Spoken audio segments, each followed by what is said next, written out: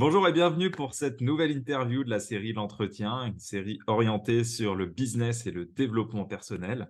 Donc, je suis Pierre Leju, coach en développement personnel et directeur du centre de formation INSEM, INCEM, qui est basé à Troyes.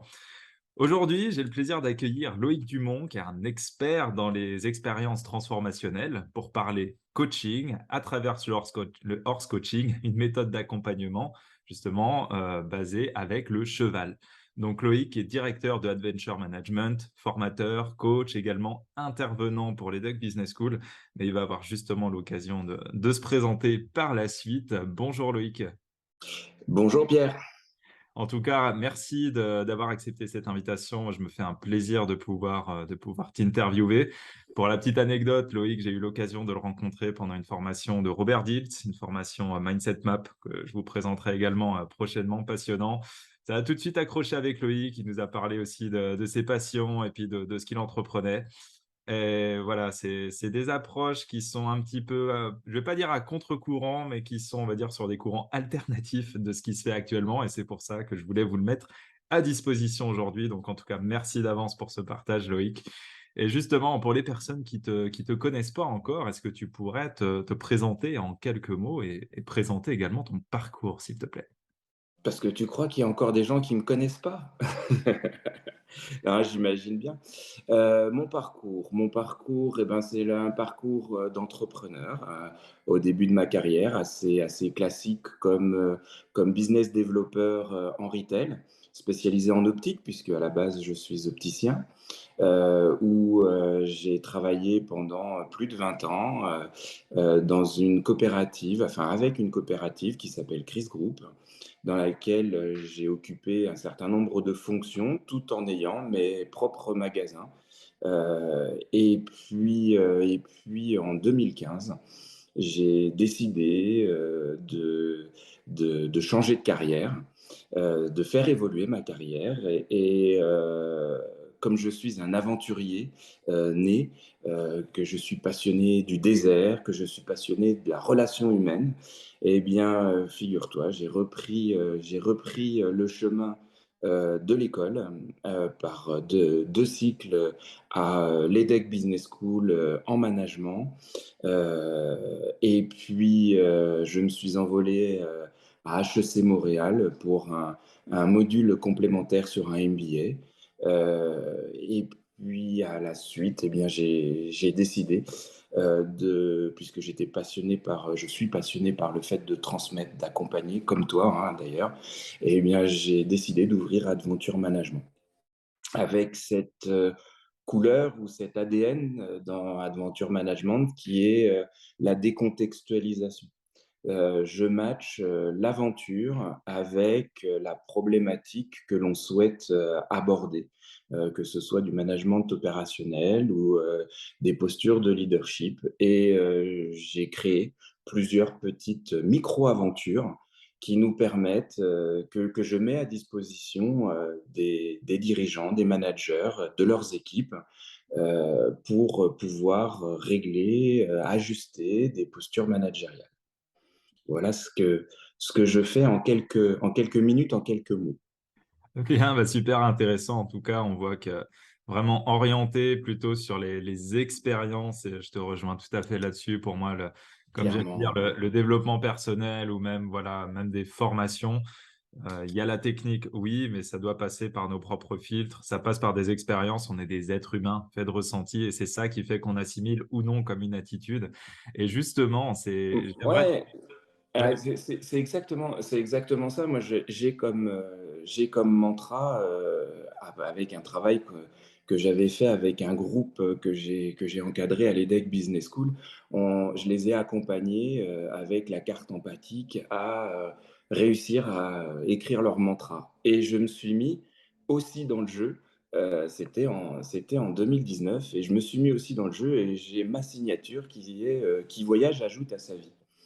Et au final, partant de là, ça rejoint aussi une citation de Carl Rogers qui est celle de dire que les seuls apprentissages que l'homme peut faire et qui peuvent être utiles à l'homme, c'est ceux qu'il fait par lui-même. Et donc en fait, Dans le cadre d'Adventure Management, je sécurise le cadre. Je sécurise le cadre, par des pro avec en m'accompagnant de professionnels aussi de l'aventure, de copains à moi avec lesquels j'ai partagé l'aventure et on laisse dans ce cadre se se faire le cheminement de chacun, pour travailler le sujet qui est le leur, quoi. Ouais, très juste et je trouve ça vraiment intéressant, personnellement aussi comme approche parce qu'on pense souvent que apprendre quelque chose, ça passe par la tête, mais le problème, c'est que ça reste dans la tête et si ça descend pas dans le corps, on ne l'incarne pas et ça reste quelque chose de très théorique qu'on ressent pas forcément et puis qui est bien sur le papier, mais mis dans l'application, c'est compliqué et je rappelle toujours que l'apprentissage, c'est on a une information qui arrive, on la passe à travers nos propres filtres, enfin, toutes nos croyances, nos valeurs, tout ce qu'on a vu, vécu, tout ce qu'on peut imaginer.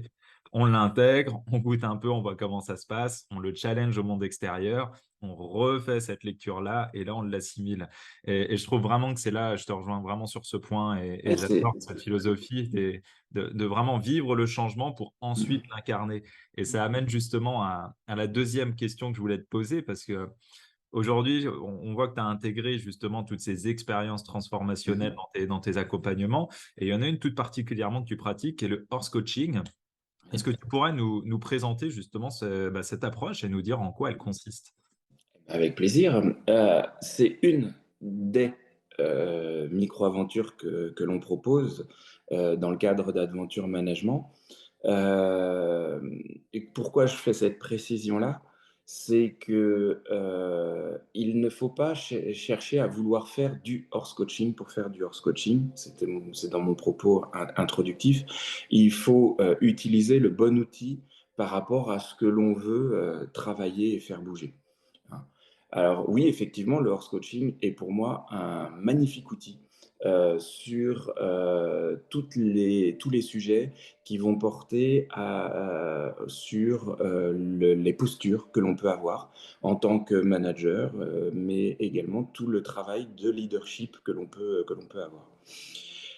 Le cheval, le cheval a cette capacité, de par sa taille, de par son poids, de par son ancrage au sol avec ses 4 sabots, a cette capacité à percevoir la moindre émotion, à percevoir, le monde avec son logiciel à lui. Et si on arrive à avoir le bon décodeur, ça nous permet, de recevoir des messages authentique et vrai, sur notre posture managériale, sur notre posture, leadership. Pourquoi je dis ça? Parce qu'en fait, je suis parti d'une analyse qu'on était en permanence à la recherche de feedback, que l'on essayait après une presse devant le CODIR, après, un rendez-vous commercial. On était toujours à la recherche de feedback pour essayer de progresser, ajuster notre posture, notre discours et cetera. Et on n'arrivait jamais à avoir de retour, vrai et authentique. Vous demandez à un collègue un retour, ce collègue, même s'il y a beaucoup de bienveillance dans votre entreprise, il sera toujours biaisé. Il y a toujours une petite compétition dans l'entreprise, à l'évolution, à un poste, une prime, et cetera.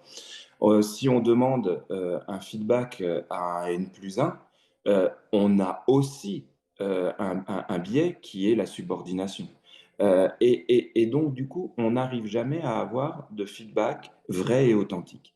Le cheval nous donne un feedback vrai et authentique. Il n'a pas de lien de subordination, il a conservé son instinct sauvage parce que même si, il est, dans un box, même s'il est proche de l'homme, il n'a pas, perdu, sa nature première d'animal de proie et donc voilà pourquoi le cheval nous donnera un regard, complètement vrai et complètement authentique.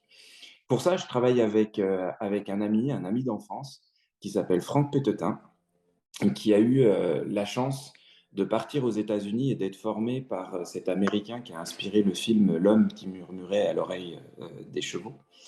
Il a été un de ses disciples. Il est parti, pendant très longtemps, dans les grandes plaines avec ses troupeaux de mustangs il est revenu avec cette chance inouïe qui est celle de lire le cheval et de pouvoir traduire le bon message de nos postures à nous face au cheval.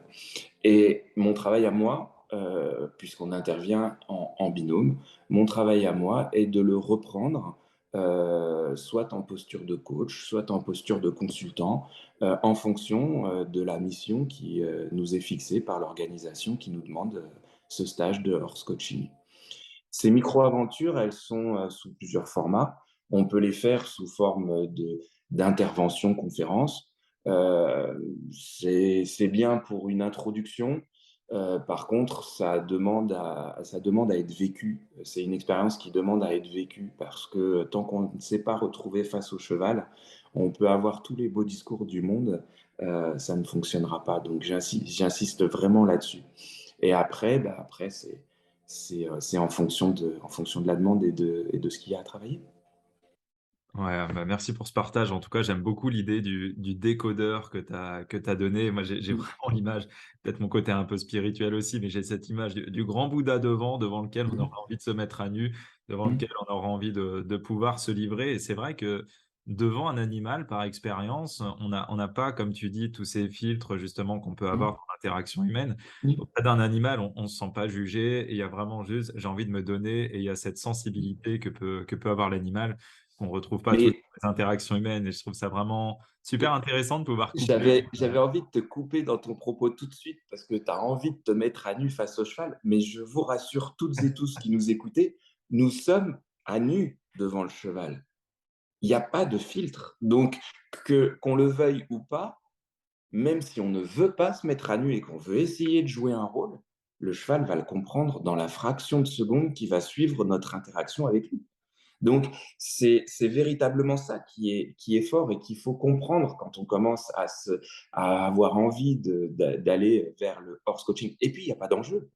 Il n'y a personne pour vous juger. Là, il y a juste comme on les appelle, un chuchoteur, Franck, et puis un coach, moi.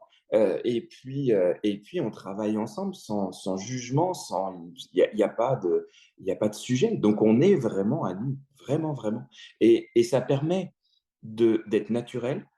Et tu parlais tout à l'heure d'incarner les choses. Ça permet d'être naturel, de les comprendre intérieurement et effectivement, repartant d'un stage de horse coaching, en tout cas, c'est les témoignages que l'on a, on repart avec des gens qui nous donnent des axes qu'ils ont envie de travailler pour incarner des valeurs. Je vais te prendre un exemple tout simple, les 4 niveaux de la demande. Bien souvent, quand on demande dans une entreprise quelque chose, on le veut, on l'envoie par email et on le veut dans la minute qui suit. Ça va, je pense, parler assez vite à tout le monde.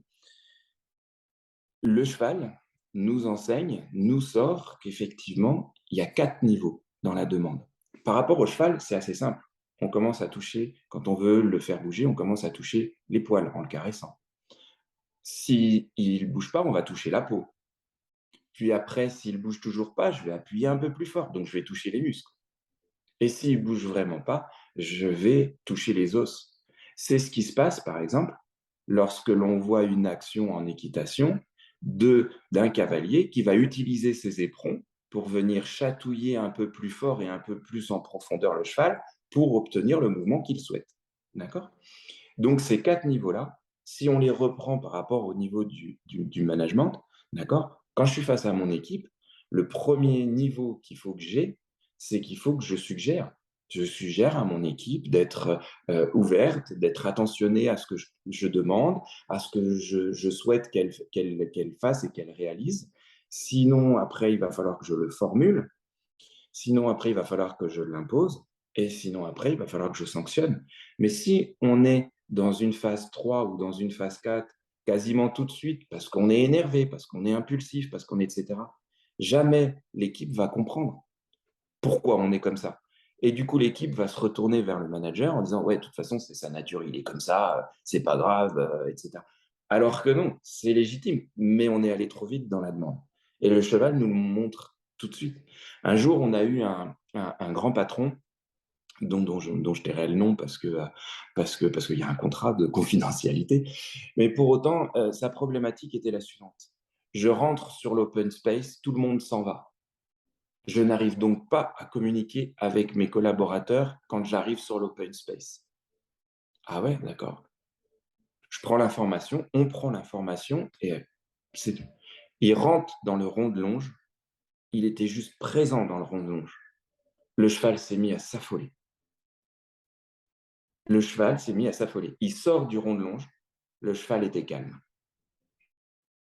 Et là, on fait waouh! Eh bien, effectivement, vous avez identifié le bon sujet, la bonne problématique. On a un petit peu de travail ensemble. Voilà, j'espère que cet exemple te permet de bien comprendre ou de mieux comprendre un peu l'interaction homme-cheval. Ouais, super. Et justement, je pense qu'on va y revenir après, parce que j'aimerais bien les creuser là-dessus. En tout cas, j'essaye simplement, enfin, ça me parle beaucoup. J'ai une très forte relation avec les animaux. Et j'essaye juste d'imaginer un petit peu comment il peut y avoir ce niveau de profondeur de lecture de la part d'un animal en nous. Je veux dire, on parle pas le même langage parlé. Mais pour moi, les émotions, c'est quelque chose voilà, qui transcende les langues, transcende les races, qui transforme, bah, voilà, l'être humain, l'animal. J'essaye juste d'imaginer un petit peu comment on peut se sentir, nous, touchés par le regard d'un cheval, par sa posture, par son attitude, et de voir ce que ça peut laisser émerger chez nous. Parce qu'encore une fois, il y a cette notion de pureté avec un animal qui révèle chez nous, justement, notre vérité intérieure, généralement, quand on accepte d'être dans cette posture d'ouverture par rapport à l'animal. Et je trouve ça vraiment super intéressant, super impactant. Et justement, je pense on est pas mal à se poser la question aussi de bah, justement à qui s'adresse spécifiquement cette approche du horse coaching. Et j'aimerais bien si tu pouvais creuser un petit peu plus sur une success story, sur une expérience concrète que tu as pu vivre, comme typiquement avec ce chef d'entreprise, et à quel résultat tu as pu arriver derrière. Eh ben, si je reprends en fil rouge ce chef d'entreprise, on a travaillé sur un sujet qui paraît assez simple, qui est l'intentionnalité. On lui a, lui partait du principe, avec une croyance qui était la sienne, que quand il rentrait, il fallait qu'il soit énergique. C'était lui le boss, c'était lui qui donnait l'énergie à son équipe, etc. Et donc, c'est pour ça que quand il arrivait avec une intentionnalité très forte qui pouvait mettre en panique les autres.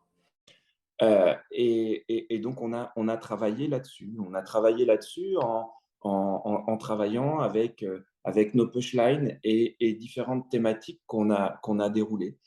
Par exemple, être aussi doux que possible, mais aussi ferme que nécessaire.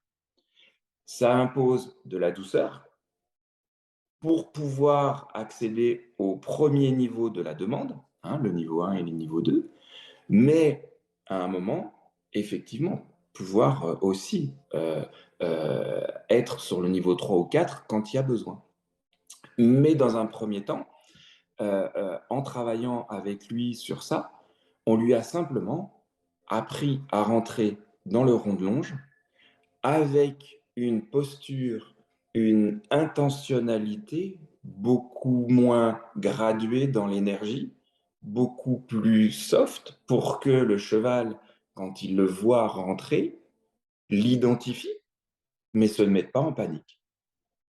Tout comme ses collaborateurs, quand ils le voient rentrer sur l'open space, ils le voient rentrer, ils savent que le boss est là, mais ils ne se mettent pas en panique.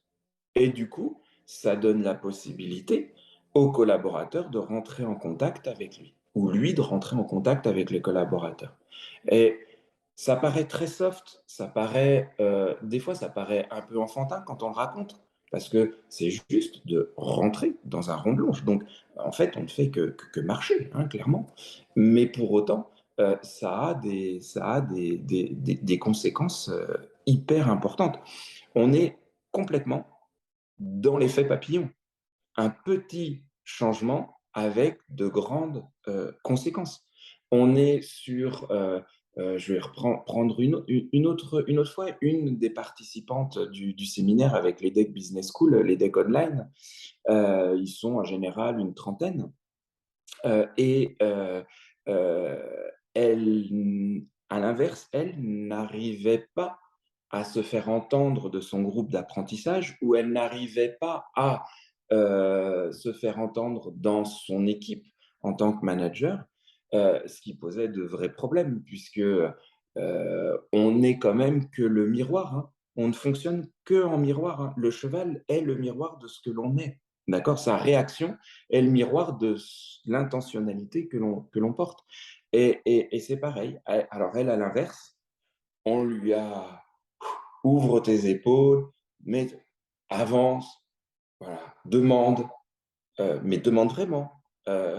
Si tu ne demandes pas vraiment, et on lui a fait remarquer que dans sa posture, le message qu'elle renvoyait face à un miroir était le message de bah ouais, non, je sais pas trop où on va. Donc, comme je sais pas trop où on va, bah, je vous demande de bouger, mais je sais pas trop où. Tu vois? Voilà le genre de choses qui sont super importantes pour la bonne et simple raison, c'est que bien souvent, on a l'impression que parce que c'est une méthode assez douce, parce que ce sont que ça paraît être que des petits changements, on a l'impression qu'on va perdre du temps. Mais le horse coaching nous enseigne bien un truc aussi, c'est qu'il est nécessaire de prendre le temps, hein, de prendre le temps nécessaire pour pouvoir en gagner par la suite. Et effectivement, à peu près tous les gens avec lesquels nous avons fait ces stages de horse coaching nous ont dit, c'est vrai, on a passé 2 jours ensemble et booker 2 jours dans un agenda, c'est pas toujours évident. Mais on a passé 2 jours ensemble. Mais quand je suis revenu, j'ai pu mettre en place la feuille de route. Au lieu de faire un séminaire d'une journée pour mettre en place la feuille de route, bah, on l'a fait en une demi-journée. Et puis l'année dernière, quand j'ai fixé la feuille de route annuelle, j'ai eu du mal à obtenir l'engagement de mes collaborateurs. Et ben là, cette année, wow, j'ai remarqué que j'avais progressé dans mon leadership et dans ma posture parce que la feuille de route, j'ai obtenu de vrais engagements et je suis impatient de voir comment les choses vont se traduire. Et tout ça, le horse coaching nous permet en effectivement une demi-journée, une journée, 2 jours de travailler sur ces sujets. Ouais.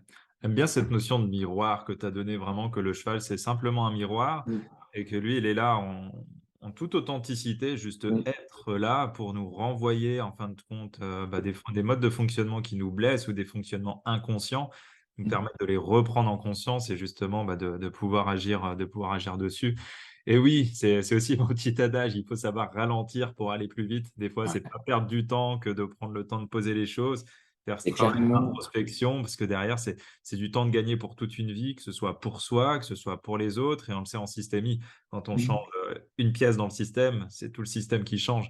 Et il y a des bien vrais sûr. bénéfices derrière. Donc, c'est Ça part tu viens de résumer tous les travaux de recherche que j'ai pu faire sur le sujet. Ça part vraiment de tout cet ensemble, effectivement. Qu'est-ce que je peux faire pour faire le changement le plus petit possible, c'est-à-dire le moins inconfortable possible aussi, hein, quelque part, parce que si ce changement est petit pour la personne, il est moins inconfortable, mais qui aura un effet le plus concret possible. Et le horse coaching nous le permet. Et là-dessus, j'ai un souvenir assez ému du premier séminaire fait à l'EDEC Business School. Je me rappelle, c'était en 2017. Et avec Franck, on ramène ensemble le cheval au box, cheval qui avait servi à animer notre partie de module de 3 heures. Et on allait chercher un autre cheval. Et en remettant ce cheval au box, Franck me regarde. On se connaît depuis tout petit, hein, donc on sait aussi se lire un petit peu quelque part. Il me regarde et je lui dis, mais qu'est-ce qu'il y a? Il me dit, tu te rends compte? On le remet dans le box. Lui, la première chose qu'il va faire, c'est manger du foin. On n'a rien changé à sa vie et il a absolument aucune conscience de toutes les vies qu'il vient de changer dans les postures managériales et dans les postures de leadership de tous ces étudiants à qui on vient de faire toucher du doigt un certain nombre de choses et à chacun sa chose en plus avec cette méthode-là. Il y en a qui venaient pour de l'intentionnalité, de la demande, d'autres corriger un certain nombre de gestes, etc. Donc, et il me dit, tu te rends compte, le cheval, lui, pour lui, on n'a rien changé, mais par contre, qu'est-ce qu'il nous a apporté? Ah ouais, c'est une humilité à l'état pur. Je change Complète. d'équipe et je retourne manger mon foin. Ouais. Voilà, Mais conclusion. et au final, cette remarque-là nous a permis à nous aussi de régler notre posture quand on anime ce genre de stage. C'est pas nous ne sommes que les décodeurs, nous ne sommes que les garants du cadre. Après tout le reste et du coup, on incarne cette authenticité-là clairement lors de ce genre de micro-aventure. Ouais, un peu le Google Traduction entre le cheval et l'humain, quoi. Complètement. Complètement, Ouais. si tu veux le mettre là, complètement. Sauf que je mets au défi l'intelligence artificielle, sujet sur lequel j'ai longuement bossé. Je mets au défi l'intelligence artificielle de nous remplacer. Ouais, mais justement, on pourra avoir un long débat là-dessus. Et c'est vrai que c'est ça que je trouve vraiment intéressant, c'est qu'aujourd'hui, on est à l'ère de la connaissance et Mmh. on développe de manière démesurée, on va dire, l'intelligence artificielle, qui a aussi ses bénéfices. Mais on se rend compte qu'il y a une telle source d'intelligence, qu'elle soit émotionnelle, intangible, voilà, dans ce qui se passe dans les relations, tout ce qu'on ne peut pas percevoir, mais il y a des richesses qu'on n'a pas encore exploitées, qui sont à portée de main, et la technologie, on l'a déjà. Donc c'est pour ça que je trouve vraiment intéressant bah, ces approches-là. Et puis merci pour ton partage. Parce que Tu si j'ai... sais, je vais te faire rebondir sur un truc parce qu'on a parlé du cheval. J'ai vécu parce que on a fait en juin dernier un séminaire pour un groupe qui s'appelle le groupe Rock Kid au Luxembourg, qui travaille sur la petite enfance, qui gère des crèches vraiment de façon admirable. Et on avait tous les responsables de business unit en séminaire. Et on a terminé le séminaire par une micro-aventure en forêt où on leur a demandé justement de couper ces outils technologiques qui sont le téléphone. Déjà, ça a été quelque chose un groupe de 30 qui coupe son téléphone et tout le monde coupe son téléphone et accepte pour une trois quarts d'heure de couper son téléphone. Et il y en avait deux participants que j'avais identifiés comme étant assez réfractaires à ce genre de réception, de pas de côté un peu original. Et on s'est mis à rentrer dans cet écosystème, la forêt, à le ressentir et à faire de la sylvothérapie. Et là, j'ai vu un de ces deux que j'avais identifié comme très réfractaire à la chose, poser sa main, j'ai une très belle photo où il pose sa main sur l'arbre et où on sent l'émotion. Euh, et oui, oui, on a un certain nombre d'indicateurs, on a un certain nombre de ressources. Et le cheval en est une, la forêt peut en être une autre, en fonction de tout ça. Mm. Ouais, j'en ai eu des frissons quand tu as parlé de cette personne, parce que c'est aussi un peu mon combat, de ces personnes qui sont enfermées dans un carcan de pensée, de les reconnecter, de les Mm. recentrer sur leur vérité, et vraiment Mm, mm. et Ouais, d'être clairement. conscient de ce qui se passe à l'intérieur et d'être conscient de l'extérieur. En tout cas, bah, voilà, on comprend que ce soit le horse coaching ou autre, hein, toutes ces Autre. Mm, mm. expériences transformationnelles, c'est pas uniquement pour les managers, c'est pas uniquement pour les chefs d'entreprise, c'est Non, pour tout le monde, qu'on soit étudiant, qu'on soit voilà, c'est vraiment pour tout le monde. Et moi, je me pose encore quand même deux petites questions là, vas-y. rapidement. On sait que le cheval, c'est voilà, c'est du vivant. On sait que le cheval, il Mm. a son caractère aussi. Comment toi, tu fais quand tu as un groupe de personnes avec peut-être 30 caractères différents, 30 problématiques différentes? Est-ce que tu amènes un cheval en particulier parce que tu connais son caractère et tu sais que ça va avoir un impact? Ou est-ce que tu as toujours le même cheval? Et dans ce cas-là, bah, c'est... Bon, visiblement, le nom est la réponse. Mon très cher Pierre, ni l'un ni l'autre. Ni l'un ni l'autre. Notre spécificité avec Franck, c'est on ne choisit pas le cheval avec lequel on intervient pour plein de raisons. Et notamment une qui est la nôtre, qui est notre ADN, c'est de pouvoir montrer que la méthode fonctionne avec n'importe quel cheval. Est-ce que quand tu arrives dans une entreprise déjà existante, que tu vas prendre la direction d'un service commercial, par exemple, est-ce que tu choisis ton équipe? Non, tu la choisis pas ton équipe. Pour autant, tu as des objectifs à atteindre avec cette équipe-là. Donc pourquoi nous, on choisirait le cheval? Et puis ça biaiserait, encore une fois, rappelle-toi, on cherche du leadership authentique, on cherche de l'authenticité, d'accord? Regarde bien comment ça biaiserait la méthode. Ah ouais, mais ça fonctionne parce que le cheval, il est dressé. Tu vois? Ça fonctionne, ouais, parce que les chevaux là, on est dans leur club à eux. Les chevaux là, ils les connaissent, ils ont choisi celui-là pour me mettre en difficulté. Tu vois? Et du coup, le changement, la personne, elle le fait pas.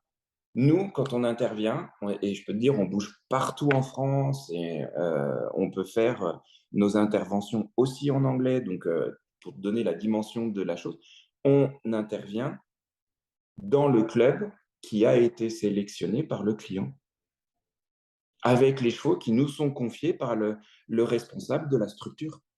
Avec les Deck Business School, on intervient dans une super structure avec un patron génial à l'UCPA de Vincennes, mais c'est lui et ses moniteurs qui nous disent: ah bah tiens, ah bah ouais, il n'est pas en reprise, il n'est pas pris, il n'est pas en train de travailler, etc. Prenez ce cheval-là.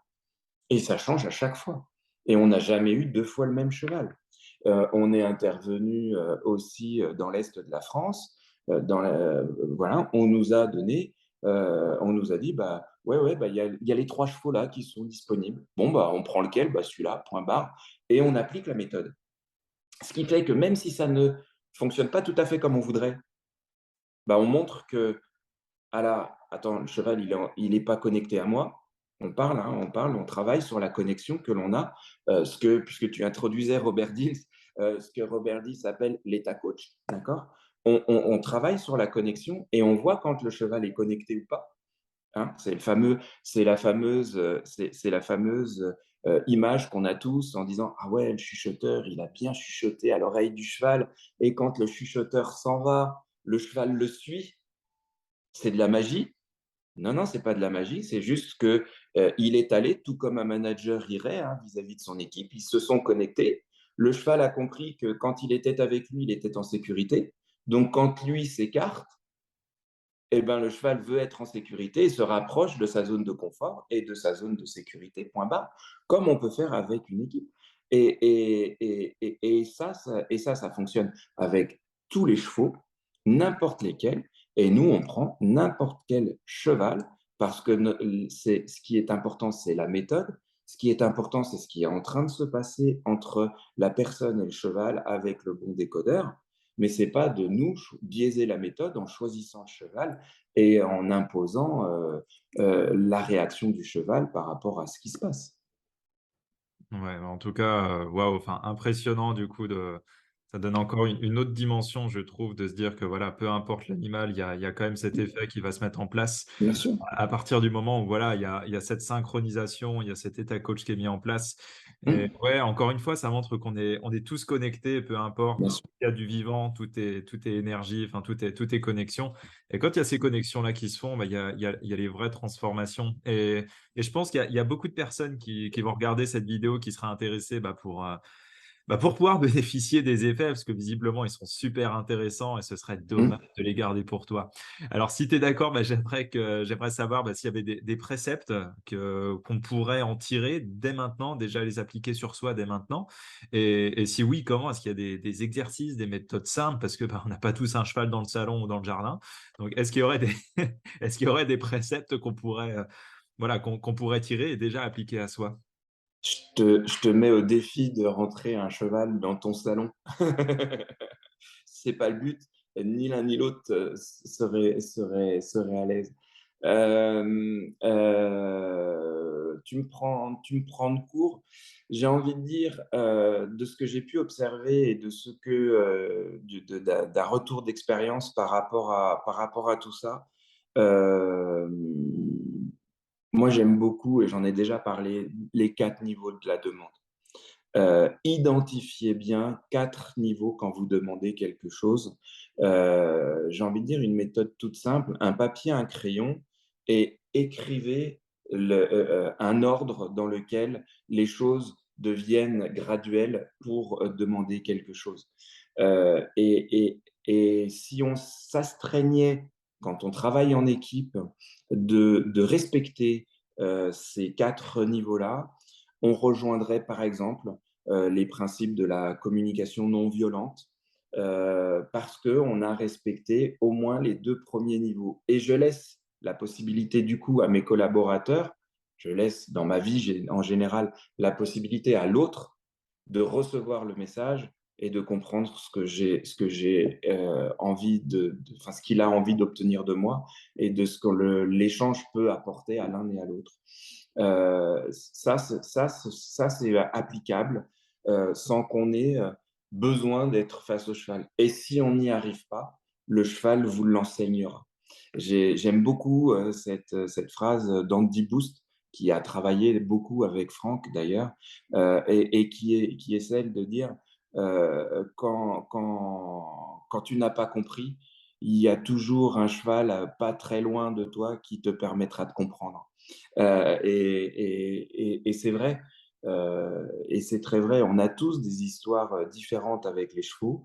On n'a pas besoin d'aimer ou pas aimer le cheval pour pratiquer le horse coaching. On n'a pas besoin d'avoir peur ou pas du cheval. On n'est quasiment pas, en fait, au final, en contact avec le cheval vraiment. C'est vraiment des questions d'énergie. En tout cas, dans les préceptes, ouais, celui-ci, clairement, celui aussi de prendre le temps nécessaire pour que les choses s'ancrent, pour pouvoir gagner du temps, mais ça, tu l'as bien dit. Et puis peut-être un dernier si c'est possible, qui est celui que l'on oublie souvent, qui est celui d'encourager l'envie. Encourager l'envie, le horse coaching nous le montre. Il faut que j'encourage l'envie pour le cheval de me suivre, d'exécuter le petit exercice que je lui demande. Et si je suscite pas l'envie, pourquoi il le ferait? C'est un animal de proie, c'est un animal à la base comme tout être humain, feignant. Et pourquoi il le ferait? Donc il faut bien que je suscite l'envie, donc il faut bien que je trouve les facteurs de motivation. Vois-tu? Et, et il y en a, et il y en a, et il y en a, et il y en a. Je vais pas dire que c'est sans fin, mais il y en a énormément. Ouais, moi, j'ai cité Bouddha tout à l'heure, mais là, je vais citer Johnny, l'envie d'avoir envie. J'ai envie d'avoir envie, exactement. Et on pourrait le faire en musique avec le cheval, ouais, clairement. Il y aura un concept peut-être sympa à en tirer. Merci en tout Pourquoi cas, pas? Loïc, pour ces super Ben, partages. avec plaisir. J'aurai encore plein de questions à te poser parce que c'est un sujet que je trouve vraiment intéressant aussi à creuser. Là, ce que je te propose, si tu es OK, c'est de te prêter un petit jeu. Est-ce que ça te tente? Vas-y, Ouais. vas-y. Ok. Je vais te poser des questions. Elles vont être des réponses très très courtes. Il n'y a pas à réfléchir, simplement, bah, voir ce qui vient spontanément. Allez, si tu étais une saison, ce serait laquelle? L'automne, Sport ou méditation? méditation. Si tu étais un élément? Je serai l'air, Si tu étais un super pouvoir? transformer le monde, Si tu étais un animal? le cheval. Franchement, Étonnant, tiens. Si tu devais te résumer en un seul mot. si je devais me résumer en un seul mot, une éponge. Un plaisir coupable? Un plaisir coupable, la bière. S'il y avait un regret, ce serait lequel? De ne pas vivre assez longtemps pour connaître la terre entière. Hmm. Quel est ton plus grand rêve aujourd'hui? Mon plus grand rêve, ne plus avoir de contraintes liées à notre mode de fonctionnement autour du financier et de pouvoir apporter au maximum pour aider à ce que les gens puissent échanger en toute honnêteté, authenticité. C'est vraiment l'authenticité, mon plus grand rêve. Ok. Une personne que tu admires et que tu aurais aimé rencontrer, qu'elle soit vivante ou décédée? Il y en a, il y en a plein, il y en a plein, il y en a plein. Il y en a, franchement, il y en a beaucoup. Aujourd'hui, j'aimerais passer du temps avec quelqu'un dont je viens de finir le livre et qui est encore là sur mon bureau, avec Emmanuel Faber, qui parle d'aventure, qui parle d'escalade, en même temps qui parle d'économie, de leadership. Euh, j'aimerais faire un bivouac avec lui. Tu vois, j'ai lancé les bivouacs management et j'aimerais faire un bivouac avec lui. Ok. J'aimerais passer du temps avec Mathieu Ricard, Mm. très clairement.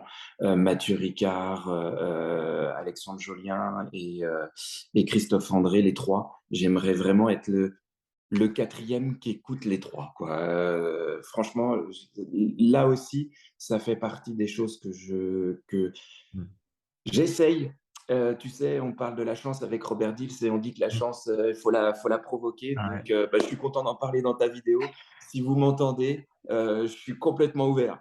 L'invitation est lancée en tout cas. Et puis bah, on invite tous ceux qui pourraient avoir peut-être des connexions, bah, voilà, à relayer cette invitation. Et encore Ah, une fois, j'aimerais, ce serait un beau cadeau. Franchement, et comme tu j'aimerais le sais, recevoir ce cadeau. Ouais. Ouais, et ouais, comme ouais. tu le sais, la chance, il n'y a pas de chance, c'est simplement une opportunité qu'on a su Ouais. saisir. Voilà. Exactement. Et si tu avais une lampe magique qui te permettait de faire 3 vœux, tu feras lesquels? Celui d'atteindre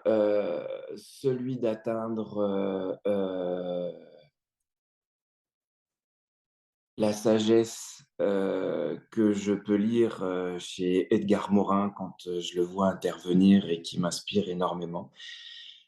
Voilà, atteindre cette sagesse, la sagesse aussi de Mathieu Ricard que j'apprécie beaucoup. Euh, un deuxième, le premier ce serait la sagesse. Le deuxième vœu que je ferais, c'est de vivre assez longtemps pour avoir un retour sur les changements que les gens qui ont participé à nos aventures puissent formaliser. Parce que ce sont des changements lents et il Mm. faut avoir du temps pour pouvoir avoir des retours. Et j'aimerais vivre assez vieux pour pouvoir recevoir ces changements. Ça, c'est le deuxième. Et le troisième vœu, c'est compliqué. Le troisième vœu, euh, enfin avoir mon petit J9 pour pouvoir faire le tour du monde. Voilà, Ok, c'est mon travail du moment. ça marche. Une petite dernière question pour la route. Mm. J'aimerais bien savoir bah, qui était le jeune Loïc avant. Alors, je ne dis pas que tu es vieux, Loïc, simplement savoir qui était le jeune Loïc d'avant et voilà, quels grands enseignements tu as pu retenir qui font que, voilà, que tu en es là aujourd'hui.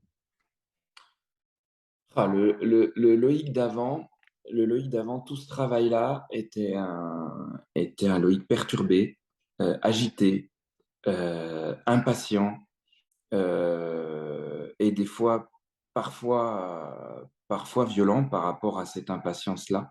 Je comprenais pas que les gens voulaient pas bouger. Je comprenais pas que les choses pouvaient pas bouger aussi vite que je le voulais, clairement. Donc, le Loïc d'avant, il était là. C'était un entrepreneur qui téléphonait à la banque, qui demandait 250 000 euros pour monter un magasin d'optique et qui ne comprenait pas pourquoi le lendemain, la banque n'avait pas dit oui. C'était un Loïc qui, s'il n'avait pas eu ce oui au bout de 3 jours, rentrait un peu énervé dans la banque pour revoir son interlocuteur et lui demander mais qu'est-ce que vous attendez pour voilà.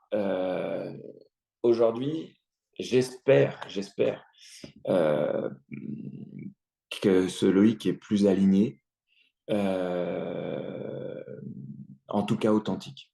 En tout cas authentique, ça c'est clairement ça. Et je suis cette piste.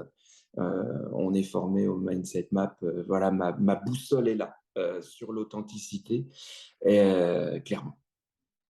Ouais, la sagesse et l'authenticité. Bien. Est-ce que tu aurais un petit mot pour la fin à transmettre à toutes ces personnes qui vont regarder cette vidéo et qui vont l'écouter aussi en podcast? Eh bien, oui, qui voyage ajoute à sa vie, tout simplement. Eh ben, tout simplement, merci Loïc. J'ai pris vraiment énormément de plaisir voilà, avoir ce partage avec toi, avoir tous ces échanges. Je ne m'attendais pas à trouver autant de pépites justement dans ces méthodes d'accompagnement, même si je savais que c'était très riche. Donc en tout cas, bah, merci à toi.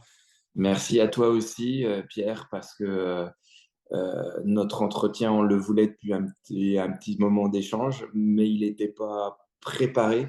J'espère que j'ai répondu aux attentes. En tout cas, avec plaisir pour poursuivre ici ou ailleurs, comme dit Mathieu Ricard, mais avec plaisir. Super, bah merci. Et puis en tout cas, oui, il y aura un second volet hein, pour ceux qui écoutent cette vidéo, qui vont la regarder.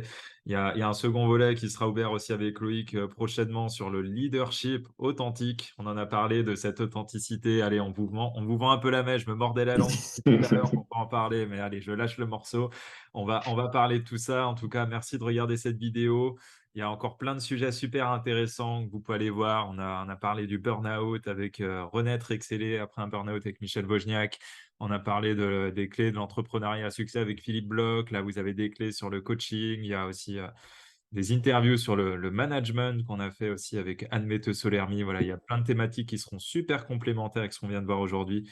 Donc, je vous invite simplement à aller voir sur la chaîne YouTube, mettre un petit s'abonner, un petit pouce, un petit partage. Ça coûte pas grand-chose, mais vous savez que des fois, il suffit d'une vidéo, d'une phrase, d'un message et que ça peut avoir un impact énorme sur la vie d'une personne. Et je pense qu'on n'a pas le droit de se priver de ça.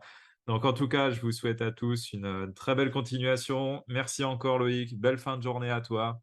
Et on se retrouve très bientôt pour un prochain épisode. À très bientôt. À très bientôt.